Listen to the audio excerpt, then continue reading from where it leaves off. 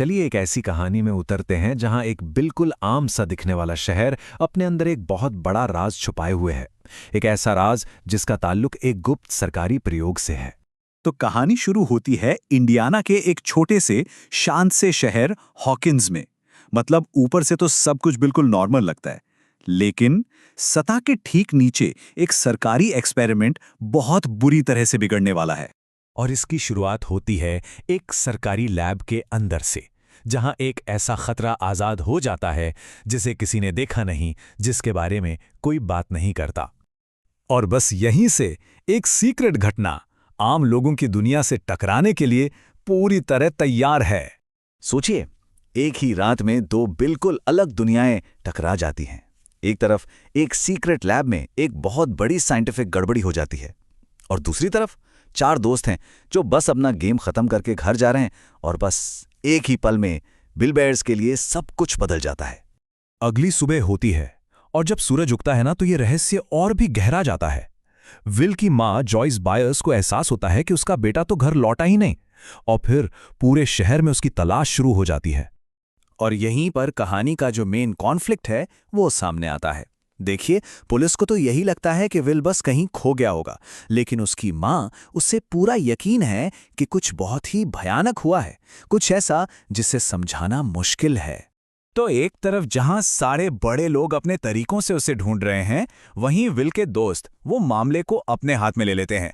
और सच कहूं तो यहीं से कहानी का असली दिल धड़कना शुरू होता है। तो ये सिर्फ एक गुमशुदगी का मामला नहीं है, नहीं, ये कहानी है दोस्ती की, वो अटूट दोस्ती। ये कहानी है अनजाने के डर की, और सबसे बढ़कर एक माँ के प्यार की, जो अपने बेटे के लिए कभी हार नहीं मानती।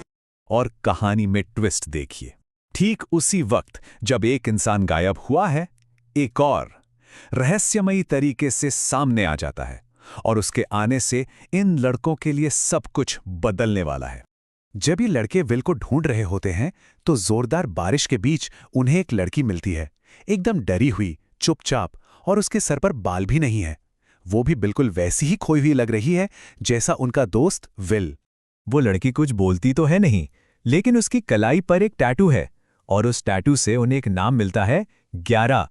और जाहिर है ये कोई इत्तेफाक नहीं है।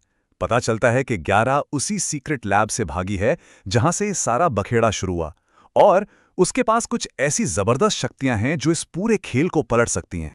अच्छा, अब वापस जॉयस पर आते हैं। उसकी जो माँ वाली गट फीलिंग है ना, वो उसे एक ऐसे डरावने सच की तरफ खींच रही है जिस पर शायद ही कोई यकीन करे। जॉयस अपने घर में लगातार अजीबोगरीब चीजें महसूस कर रही है। मतलब ऐसी चीजें जिनका कोई लॉजिक ही नहीं है। कभी लाइटें अपने आप जलने बुझने लगती हैं, तो कभी फोन पर अजीब अजीब सी आवाजें आती हैं, और उसे हमेशा लगता है कि घर में कोई है। और यहीं से ये मामला एक गुमशुदा बच्चे की तलाश से कहीं ज्यादा सुपरनैचुरल बन जाता है। सवाल ये उठता है कि क्या विल जहां कहीं भी है वहां से बात करने की कोशिश कर रहा है? और अब हम कहानी के उस मोड़ पर पहुंचते हैं जहां एक ऐसा खुलासा होता है जो रोंगटे खड़े कर दे। एक ऐसा खुलासा जो आगे होने वाली हर चीज की नींव रखता है। तो सबसे जरूरी बात यह सामने आती है कि विल मरा नहीं है, बल्कि वो एक अंधेरी अनजानी दुनिया में फंस गया है।